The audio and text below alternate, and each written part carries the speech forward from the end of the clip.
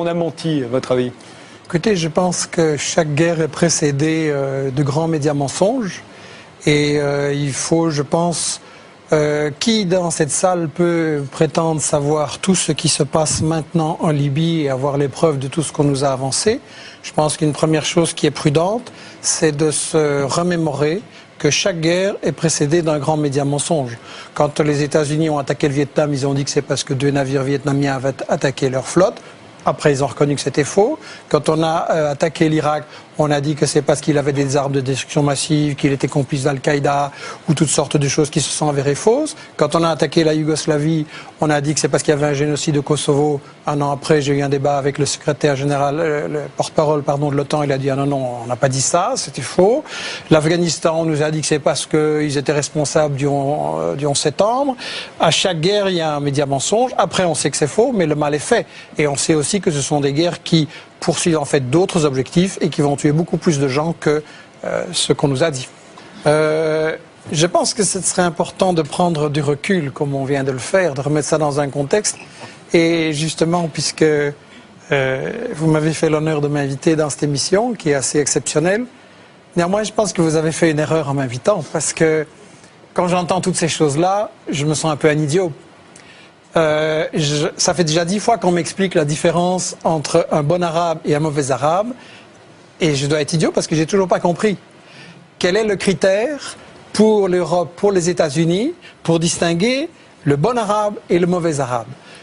Si on songe naïvement, par exemple, c'est là où on organise des élections. Alors dans le monde arabe, il n'y en a pas beaucoup, effectivement, mais il y en a eu une, c'était en Palestine. Et qu'est-ce qu'on a fait? Le Hamas a eu 56%. Le cher président palestinien non élu ou pas réélu, qui est l'ami de l'Europe et des États-Unis, qu'est-ce qu'il a fait? Il a destitué le Premier ministre qui avait 56% et il a nommé un type qui en avait 2%. Alors là, on se dit, bon, ça c'est un mauvais arabe, il ne respecte pas les élections. Non, c'est lui le bon arabe, et ceux qu'on a bombardés, c'est les Palestiniens parce qu'ils avaient mal voté. Alors on peut essayer de trouver un autre critère, on peut dire par exemple, c'est la question des femmes. Et là, on peut dire, oui, le Hamas, sur la question des femmes, pas excellent. Mais je me souviens, pour avoir été en Irak, justement, pour voir les conséquences sur la population civile des bombes que votre camp avait lancées. Je me souviens qu'en Irak, il y avait peut-être beaucoup de choses qui n'allaient pas, mais il y avait une éducation et des soins de santé formidables. Et j'ai vu des femmes dans des ministères qui commandaient à des hommes et tout le monde trouvait ça normal. Comparé maintenant, donc, je me suis dit, ça c'est des bons Arabes. Non.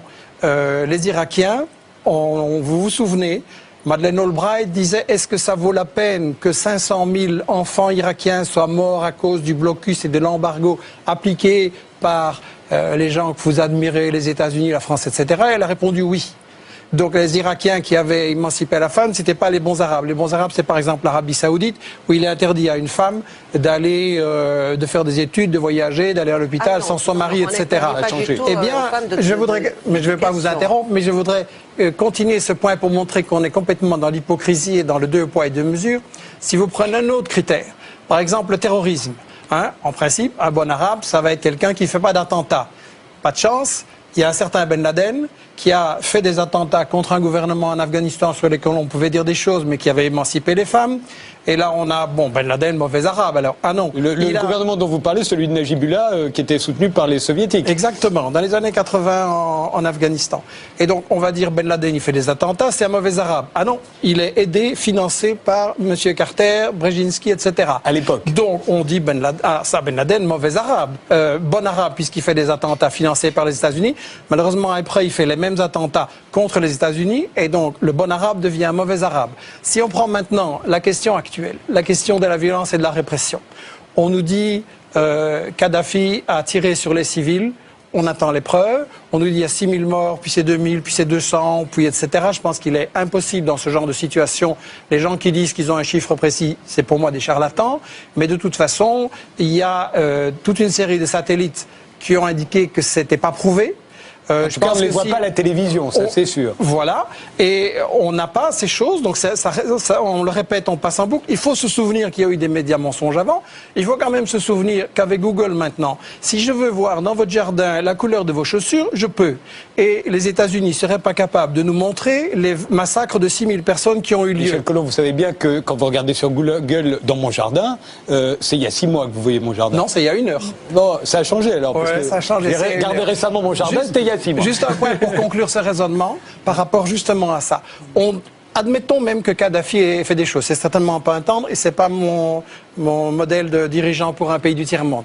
Mais il y a une chose quand même. Au moment où on fait cette résolution pour aller bombarder en Libye, et j'ai été en Irak, j'ai été en Yougoslavie, je sais ce que font les bombes, et vos bombes françaises, vos bombes des États-Unis vont tuer des gens, des femmes, des bébés, des vieillards, et ça, dans quelques jours, on va le voir, et il faudra réfléchir à la responsabilité qu'on prend. Au même moment, qu'est-ce qui se passe au Yémen? Il y a des massacres épouvantables de manifestants civils qui, ceux-là, sont vraiment désarmés, et qu'est-ce qu'on fait? Les États-Unis et la France aident le Yémen. Il se passe au Bahreïn des choses épouvantables où on tire directement sur des manifestants désarmés. Et qu'est-ce qui se passe? Ce sont les États-Unis qui l'ont organisé en envoyant 2000 Saoudiens pour aller tirer sur les manifestants désarmés. Alors je m'excuse, si on veut changer de régime, si on veut mettre fin à certaines dictatures, eh bien je peux fournir à M. Sarkozy et à Obama l'adresse où se trouve le roi Fahd, et ils n'ont qu'à commencer par celui-là. Seulement, évidemment, celui-là, c'est leur ami, il leur dit merci. Et le bon arabe, finalement, dans toute cette définition, c'est l'arabe qui est à genoux, qui donne son pétrole aux États-Unis, et celui-là, il pourra traiter les femmes en esclaves, commettre des tortures, du terrorisme. Celui-là, on lui fera rien, parce qu'il dira toujours merci aux États-Unis et à M. Sarkozy. Merci. Bah oui. Mais de toute manière, tunisienne violence contre Ben Ali, en disant on en a marre que ce type se remplit les poches et de sa répression et de ses violences, à ce moment-là, que fait votre ministre? Elle propose ses flics pour aller aider à matraquer les manifestants. Et Ben Ali, la France, je m'excuse, l'a protégé jusqu'au pied de l'avion qui l'emmenait. Et là, tout d'un coup, vous me dites que toucher... Kadhafi est allé trop loin. Je vous laisserai parler, mais si vous voulez me laisser gentiment terminer... Et vous dites des choses incroyables et d'une simplicité biblique. Je dis des choses qui ne sont pas à la télévision tous les jours, comme ce que vous avez dit. Et c'est pour ça que ça peut prendre... On ira plus vite si on ne va pas ensemble. Et c'est pour ça que ça peut prendre un peu de temps pour que ça puisse être expliqué aux gens. Après tout, ce sont des choses qu'on ne dit absolument pas dans le journal télévisé. Donc je voudrais quand même dire une chose. Votre gouvernement qui protège... Mais c'est aussi le vôtre, en fait. Il est belge. Ah, vous êtes belge. Pardonnez-moi, je suis belge, personne n'est parfait. Et si on veut aller au fond, au fond des choses, si vous ne coupez pas, je pense que le spectateur aura plus de chances de se faire une idée des deux positions. En fait, les États-Unis et la France ont essayé de protéger Ben Ali et Moubarak jusqu'à la dernière seconde. Et le cas d'Gaddafi est légèrement différent parce que, oui, c'est un dictateur, oui, c'est un corrompu, oui, il y a des comptes en Suisse, mais d'un autre côté, il a nationalisé le pétrole et là, il a déplu à Exxon, à Total et à BP, il a soutenu les Palestiniens et là, il a déplu aussi. Et ce qui se passe... Ce qui se passe, je les ai rencontrés avec Jean Dexon, je peux vous dire qu'il ne leur déplaisait pas du tout. Ce qui se passe, c'est que les États-Unis et la France essayent en fait de casser le printemps arabe. On ne le soutient pas du tout. En Tunisie et en Égypte, on a essayé de mettre des sous-fifres à la place de la même chose. On change 2-3 figures, d'ailleurs mourantes, pour que rien ne change sur l'essentiel. Et en Libye, je pense, comme il a été dit, qu'il y a un soulèvement populaire, il y a des aspirations effectivement, il y a aussi une guerre civile provoquée, armée par les États-Unis et par la Grande-Bretagne, et on veut un changement de régime, parce qu'il y a une chose que les États-Unis craignent énormément, c'est que si vous avez la Tunisie, l'Égypte qui continuent à évoluer, et la Libye qui forment un ensemble opposé aux États-Unis, opposé à Israël, mais là on est dans les véritables buts de guerre de toute cette histoire-ci et de cette guerre en Libye. Un, c'est le pétrole, il faut quand même avoir le courage de le dire, comme en Irak, c'est une guerre pour le pétrole, parce qu'il s'agit de contrôler le pétrole partout, qui rapporte énormément, et deux, il s'agit de bloquer le monde arabe qui est en train de dire, ben, ce pétrole, au lieu qu'il aille dans les poches de Total et de Chevron, il pourrait servir à ce qu'on fasse comme Chavez ou comme Evo Morales un développement social avec l'éducation, des soins de santé gratuits pour tout le monde, un travail pour tout le monde, que le pétrole soit utile et pas comme vos amis, le roi Fahd et les émirs du Qatar, qui construisent avec le pétrole des tours de 600, 700, 800 mètres dans lesquelles une suite ça coûte 20 000 € la nuit. Et ça sert à quoi ça pendant qu'il y a des crimes de la faim partout dans le monde? Oui, il y a quand même 2-3 choses sur lesquelles il faut être clair. On dit comme si ça semblait normal, naturel, on va changer de régime. C'est illégal au regard du droit international. On a le droit d'intervenir pour défendre un pays victime d'une agression.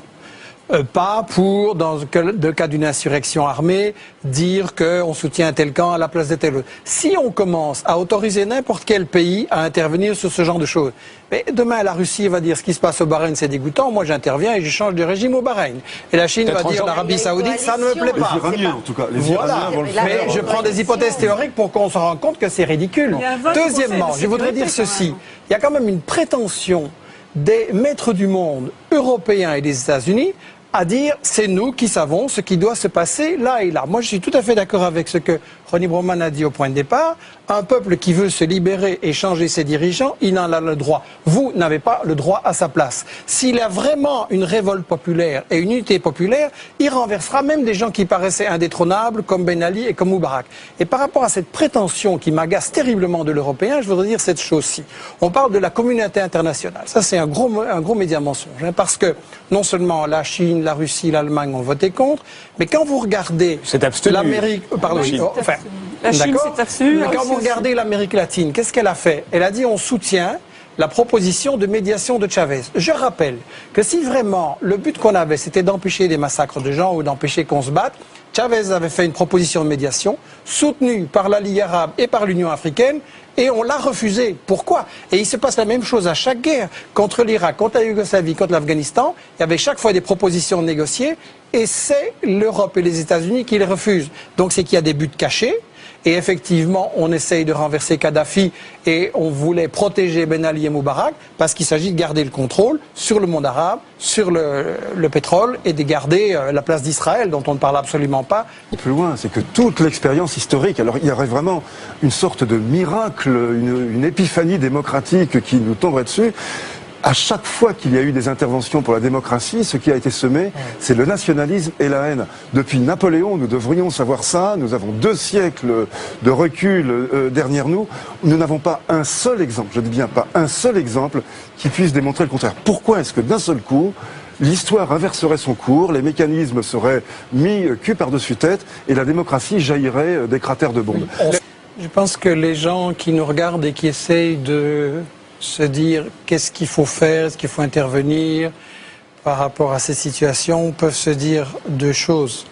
La première, c'est que chaque guerre précédente nous a été vendue avec ce qui s'est avéré par après, un média mensonge, comme vient de le dire Ronnie Broman. Donc, est-ce que les médias qui nous ont menti sur le Vietnam, sur l'Irak, sur la Yougoslavie, sur l'Afghanistan et sur toute une série d'autres encore, chaque fois qu'il y a une guerre, est-ce que cette fois-ci, par quel miracle, ils diraient la vérité? La deuxième chose, c'est que vous êtes, je trouve, un peu léger en disant il faut bombarder. Pour avoir été en Irak et en Yougoslavie, je vois les conséquences, je vois ce que ça veut dire comme souffrance pour des populations. Je pense que les Français et les Européens doivent se poser la question, est-ce que j'accepte qu'on bombarde en mon nom ces populations? Et est-ce que dans tous les pays où l'Europe et les États-Unis ont bombardé, est-ce que ça va mieux maintenant? En Irak, il y avait dans les années 80, il y avait dans les... Je ne vous ai pas interrompu. Repartez pas parce que j'ai terminé vite. Oui, très vite. Si on ne m'interrompt pas, ça ira très vite. En Irak, le pays avait été libéré de l'analphabétisme dans les années 80.